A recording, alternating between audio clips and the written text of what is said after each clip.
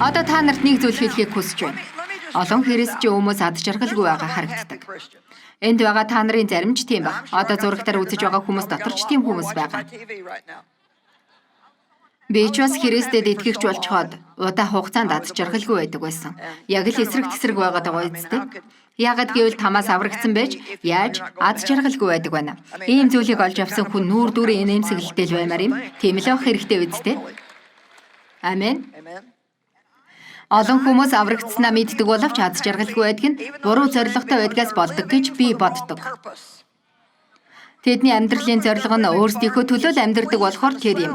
Бурхан минь би энд байна, намайг илгээгээч гэж хэлхийн оронд бусад бүх зүйлийг авч сэтгэлээ баясгахыг л хүсдэг. Намайг илгээгээч, би энд байна, намайг илгээгээч. Исая эзэнт хандан би энд байна, намайг илгээгээч гэж хэлсэн. Тэр төлбөр нь ямар байх талаар сонирхоогүй. Тэр амралтаа хизээ авдаг байх талаар сонирхоогүй. Тэр хэдий тэтгэвртэй гарах талаар ч асуугаагүй. Тэр зүгээр л би энд байна, намайг илгээгээч гэж хэлсэн.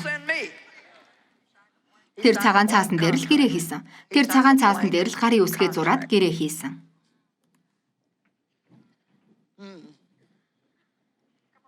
Та ер нь яагаад өөрийнхөө хүссэн бүгдийг авч өөрийнхөө төлөө амьдрах амьдралдаа Бурхныг өөртөө ашиглах гээд байгаа?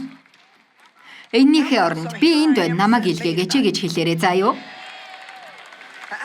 Тийм шүү. Би энд байна, намайг илгээгээч.